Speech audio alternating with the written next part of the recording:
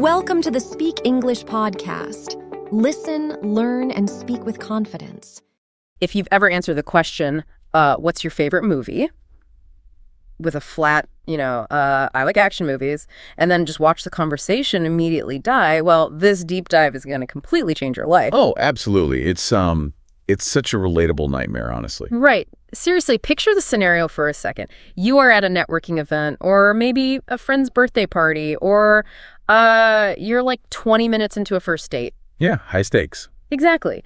And the topic of movies comes up, which, it should be the easiest thing in the world to talk about because pretty much everyone on Earth watches movies. Literally everyone. But suddenly your mind just goes completely blank. You offer up this weak one-sentence answer, the other person nods politely, takes a sip of their drink, and the silence just stretches out into this agonizing void. It's a remarkably common experience, actually. And if we look at the mechanics of human interaction, it happens because we often lack the specific conversational architecture to keep that exchange alive. Yeah, that makes sense. Like, we just don't have the tools. Exactly. We fall back on these vague, closed-loop opinions instead of giving the other person a conceptual hook to actually grab onto and respond to. And that is the exact mission of our deep dive today. We are pulling insights from this really brilliant piece of writing titled Talking About Your Favorite Movie. It's such a great source. It really is. We are going to extract the specific craft-based vocabulary that native English speakers use to elevate movie conversations from those awkward, dead-end one-liners into flowing, engaging exchanges. Yeah, we're permanently moving past, I liked it, and it was good. Right. No more of that. Which, has a value far beyond just sounding smart or, pretending to be a professional film critic. Yeah. It is fundamentally about learning how to invite follow-up questions. Yeah, it's about connection. Exactly. It's about using language that naturally builds rapport and connection with the person you are talking to. When you deploy the right vocabulary, you aren't just stating your rigid preference. You are opening a door for someone else to step through, get comfortable, and share their own perspective. Okay, let's unpack this, because our reading today actually starts by highlighting what it calls the most essential piece of movie vocabulary out there, and that's the plot twist. Ah, yes, the classic plot twist. Right, and I really appreciate how this concept is framed in the text, because, a plot twist isn't just a monster jumping out from behind a door, right? No, not at all. That is just a jump scare. It's a startled reaction. Exactly. A true plot twist is more like putting on a pair of tinted glasses that entirely changes the color of the room you've been standing in the whole time. What's fascinating here is the underlying concept of recontextualization. That is the true engine of a plot twist. Recontextualization, that's a great word for it. Yeah, it is an unexpected turn in the story, sure. But crucially, it alters how the audience understands literally everything they've just watched up to that exact moment. Right. It forces your brain to rapidly recalculate the entire narrative. The breakdown we are looking at uses this great hypothetical. Imagine realizing in the third act of a film that a character you completely trusted was actually, lying the whole time. Oh, that's the best feeling. It really is. It's not just a surprise in that current scene. Suddenly, you are mentally rewinding the movie. Every single previous scene that character was in now means something completely different. And that mental rewind creates an immediate visceral urge to actually rewatch the film. Yeah, you're like, I have to see this again right now. Exactly. You want to go back to the beginning just to catch the hidden clues you missed the first time around. And, in the context of a social conversation, mentioning a plot twist acts almost like a badge of quality. The badge of quality? How so? Well, it is a highly efficient shorthand for saying a movie is memorable, layered, and worth recommending. When someone tells you the plot twist completely changed how I saw the whole first half of the movie, they're giving you a massive conversational hook. Right. They aren't just saying they liked it. Exactly. They were explaining the mechanics of why the movie had value to them, which practically begs you to ask what the twist made them feel. Okay, but wait. Are twists really a universal badge of quality? Because honestly, half the time I bring up movies with my friends, I hear people groaning about twists. Oh, for sure. Like people roll their eyes and complain that every thriller nowadays just throws in a twist to trick the audience. Yeah, that skepticism makes perfect sense. And the conceptual framework we are exploring addresses this distinction beautifully. The phrase plot twist itself is actually entirely neutral. Neutral. Really? Yeah, it is just a structural term describing a mechanism in the story. The real conversational meat, the actual debate, happens in the qualifiers that people attach to that mechanism. Ah, okay, so it's all about the adjectives we put in front of the word. Precisely. A twist can be praised as satisfying, meaning it was surprising but felt completely earned by the story. Right, like the clues were actually there. Exactly. However, it can also be criticized as predictable, meaning the clues were way too heavy-handed and you just, guessed it an hour in advance. Oh, I hate that. Right. Or, on the absolute opposite end of the spectrum, it can be labeled as contrived or forced. Contrived. Now, that is a fantastic word to keep in your back pocket. It's incredibly useful. It basically means the twist exists solely to shock the audience, rather than making any logical narrative sense within the established world of the movie. Right. And bringing up those specific qualifiers, like debating whether a twist was genuinely satisfying or cheaply contrived, is exactly what keeps a conversation flowing at a party. Because you have a real opinion to discuss. Exactly. You're no longer just exchanging simple thumbs up or thumbs down ratings. You are actively debating the mechanics of the storytelling. But a contrived twist usually fails because it betrays something fundamental, right? Like, to pull off a shock for the sake of a shock, a writer often has to force a character to act completely against their established nature. Yes, that happens all the time. And that tension between what the plot demands and what a character would realistically do, well, that brings us to what might be the biggest fault line in how people evaluate movies. Oh, absolutely.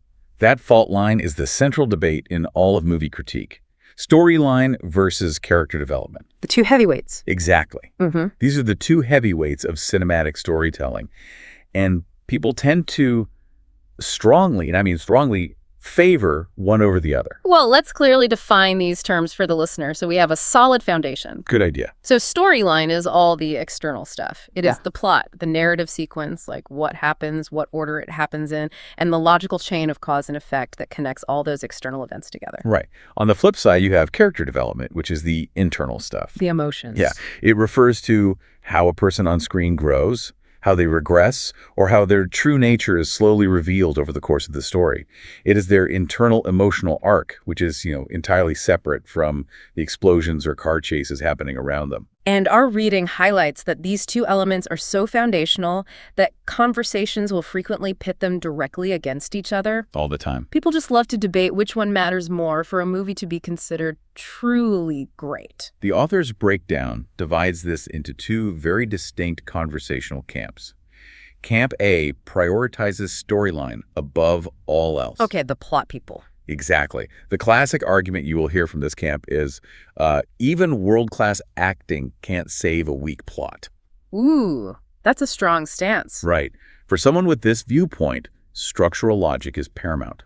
If the events of the film don't make logical sense, if the pacing feels rushed, or if the external events fail to build toward a coherent conclusion, then the entire movie is a failure. So the acting doesn't even matter to them? Not enough to save it, no. The emotional performances simply do not matter if the structural foundation is broken. Wow, so if I'm understanding this, Camp A is all about the machinery of the film. Exactly, the mechanics. Then you have Camp B, which heavily prioritizes character development. Their guiding philosophy is basically, I don't mind a simple, straightforward plot if the characters feel incredibly real. Yes, the character people. They are completely willing to forgive a predictable storyline or maybe even a few logical plot holes as long as the people on screen feel authentic. Like if the character motivations are deeply believable and their emotional growth feels earned, Camp B just walks out of the theater totally happy. That captures the divide perfectly. You are essentially choosing which cinematic flaw you are willing to tolerate. It makes me think of building a car, actually. Oh, I like where this is going. Yeah, it's basically a debate between having a beautiful train with broken tracks versus a bullet train where all the passengers are cardboard cutouts. Wait, I love that analogy. It's like you can have a perfect machine, but if there's no humanity inside it, who cares? Or you have great humanity, but the machine is broken, so it goes nowhere. But why is bringing up this specific tension such a good move when you're talking to someone? Well, because it is conversational gold. It is highly specific, which generates a real substantive opinion, but it is entirely open-ended. Because there is no single correct factual answer. Right. Like, I can't look at you and say your preference for character-driven stories is scientifically incorrect. Exactly. It is entirely subjective. Asking someone, Are you more of a plot person or a character person? Invites you, the listener, to share your core values without any risk of being wrong. It's totally safe. Right. It doesn't shut the door on the exchange. It kicks it wide open. Suddenly, the person you are talking to is explaining how they view art, what they value in storytelling, and pulling out specific examples of movies that prove their point. It also feels like a bit of a psychological tell, doesn't it? Oh, 100%. You get to find out if the person standing across from you values strict logic and order, or if they prioritize empathy and human connection. And you're doing all this while just casually chatting about, like, a sci-fi movie. It's brilliant. And if we connect this to the bigger picture, once we understand how to debate the internal engine of a movie, the plot mechanics and the character arcs, conversations naturally tend to zoom out. Zoom out how? Well, we move from how a film is built on the inside to how it is packaged, marketed, and sold to the world on the outside. Okay, here's where it gets really interesting, because when we zoom out to the packaging, we run into a very loaded label, which is the word blockbuster. Oh, yes, a very heavy word. The analysis we are exploring describes this as a word with built-in attitude, because technically a blockbuster just means a hugely popular, commercially successful movie. Right, it's a financial term originally. Yeah, we are talking astronomical budgets, global theatrical releases, relentless marketing campaigns, and massive box office returns. But blockbuster isn't always used as a neutral descriptor, is it? Far from it. In many conversational circles, it carries a distinctly critical undertone. Like it's an insult. Sort of, yeah. When someone casually drops the word blockbuster into a critique, they're frequently implying that the movie prioritizes pure spectacle, CGI special effects, loud explosions, and just marketing hype over any genuine storytelling depth. Wow, okay. They're usually creating a contrast between that massive commercial machine and what are known as indie or independent films. Independent films being the projects with much smaller budgets, usually made entirely outside the major studio system. Exactly. Films that tend to prioritize thematic exploration, unique visual styles, and intimate character studies over, like, mass, four-quadrant appeal. The standard conversational shorthand is that the blockbuster relies on overwhelming scale, while the indie relies on quiet nuance. But I have to ask, isn't there a risk of sounding a bit snobby if you use blockbuster as an insult at a party? I mean, these are the highest grossing movies in the world for a reason. Tons of people legitimately love them. Oh, absolutely. And the framework acknowledges that exact risk. The negative connotation is absolutely not universal. Okay, good. Yeah, there are plenty of blockbusters that are universally praised as masterpieces of filmmaking. And many, many people will happily, proudly tell you that big, loud blockbusters are their favorite type of escapism, without a single ounce of cinematic guilt. So the meaning of the word entirely depends on the tone and the context of the person speaking. Context is everything. It determines whether the word is describing a fun, big-budget thrill ride or serving as a critique of a shallow corporate product. Right. But the real strategic value of having this vocabulary, understanding the blockbuster versus indie dynamic, is that it provides a fantastic low-pressure way to explore differing tastes safely. When you say low pressure, you mean it allows people to disagree without things getting, like, painfully awkward. Exactly. Think about the psychology of building rapport with a stranger. You want to find out who they are, which inherently requires some level of debate or contrast. True, otherwise it's just boring small talk. Right. So saying something like, I usually love the spectacle of a good blockbuster, but I also really appreciate the pacing of a slower indie film, allows you to discuss opposing values without creating actual social conflict. Because it's just movies. Yes. Disagreeing passionately about whether a massive superhero movie is better than a quiet 2-hour indie drama stays completely friendly. It is exploratory. It's not like disagreeing about politics or religion or personal morals. Exactly. It is a completely safe arena to test boundaries. I see where you're going with this. You get to have a lively, passionate debate. You get to show some real personality and conviction, but absolutely nobody is going to storm out of the dinner party feeling offended. Ever. You are building connection through a safe, low-stakes disagreement. It creates friction, but it's a warm, engaging friction. I really like that phrase, warm friction. Discussing massive budgets or whether a plot twist was contrived or debating character arcs. I mean, all of that is an incredible toolkit for breaking the ice and keeping a conversation flowing. It really is. But if we want to move past objective film critique and reach actual personal emotion, we need to shift gears. So what does this all mean? How do we take all these structural terms and actually connect with another human being on a deeper, more personal level? This raises an important question, and it is arguably where our source material delivers its most profound insight. I'm all ears. To truly connect, the vocabulary has to shift from describing the film's structural mechanics to describing its lingering emotional resonance. And the key phrase to deploy here is asking if a movie sticks with someone. Sticks with you. I hear that phrase utilized constantly, but I've never really paused to analyze what it actually demands of the person answering the question. Well, to declare that a film sticks with you means it has had such a powerful psychological or emotional impact that you continue to process it long after the credits roll. Right, like you wake up the next morning still thinking about it. Exactly. Sometimes days later, sometimes years later. It is a massive leap beyond simply saying, I liked it. It is an admission that says, this piece of art embedded itself in my brain, and I literally can't stop thinking about it. And if you pose that specific question to someone, like, has a movie ever really stuck with you? It forces a radically different interaction than the standard, what's your favorite movie? Oh, the psychology of those two questions is completely different. Really? How so? If you ask someone to name their favorite movie, it often triggers choice paralysis. Oh, yeah. Like, am I being judged for this? Exactly. It feels like a test of their taste. They might just give you a safe title and stop talking, like, my favorite movie is The Godfather. End of exchange. Yeah, nowhere to go from there. Right? But if you ask if a film has stuck with them, they can't just drop a title and walk away. The phrasing of the question inherently demands vulnerability. It demands that they explain why that specific narrative affected them so deeply. I love how the author's breakdown details this. To answer that question properly, you have to explain which specific element left the impression. Right. Was it a scene, the acting? Exactly. Was it a particular scene? A line of dialogue? A devastating ending? And more importantly, you have to articulate what exactly it made you feel or reevaluate in your own life. It forces true introspection. You are asking them to look inward, answering with, honestly, the final scene of that indie drama has stuck with me for years because it perfectly captured how grief actually feels, is infinitely richer and more revealing than a flat, my favorite movie is a drama. Oh, wow. Yeah. Because at that point, you have transformed a static preference into genuine storytelling. Yes. You are no longer talking about a commercial product projected on a screen. You are talking about human memory, lived experience, and real emotional reactions.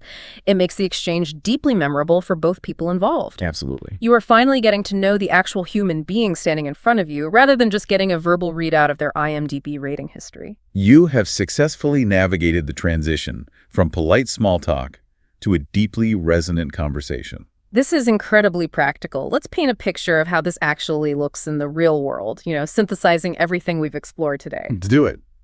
Imagine you, the listener, are at your next social gathering. You don't have to freeze up when movies come up anymore. You have a literal blueprint now. A step-by-step guide. Exactly. You can start broad, casually mention the genres you generally gravitate toward, like psychological thrillers or sci-fi, name a specific favorite, and briefly describe its storyline. And then pivot seamlessly into that great central debate. Ask the person you're talking with if they are more invested in a watertight storyline or authentic character development. Right. You might playfully debate the merits of massive blockbusters versus quiet indies, using that safe contrast to learn about their tastes. And then, when the time is right, you bypass the dreaded favorite movie question entirely. Skip it. Right. You ask them what film has genuinely stuck with them, and you share a specific scene from a movie that left a lasting impression on your own life. By utilizing this conceptual architecture, plot twists, contrived narratives, storyline, character arcs, and emotional resonance, you are handing the other person multiple fascinating entry points to agree with you, to playfully push back, and to share their own stories. Which is the fundamental goal of any good conversation. You are constructing a framework that invites mutual discovery. It is about building a bridge, not just throwing statements at a blank wall. But before we wrap up our deep dive today, there is one final, lingering thought to mull over, building on all this source material. Yes. We have spent this time unpackaging this incredible nuanced vocabulary that allows us to talk about movies after the fact. Yeah. It helps us dissect them at parties and analyze them over dinner. Right. But consider this. Does learning this analytical vocabulary actually alter the way you watch a movie in the present moment? Oh, wow. That is a fascinating angle. Think about it.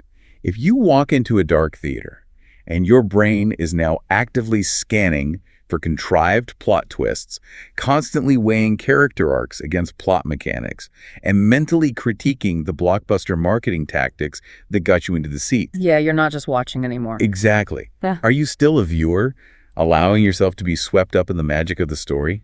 Or, by learning the language of the craft, have you permanently turned yourself into a critic? Does knowing exactly how the machinery works ruin the illusion of the ride?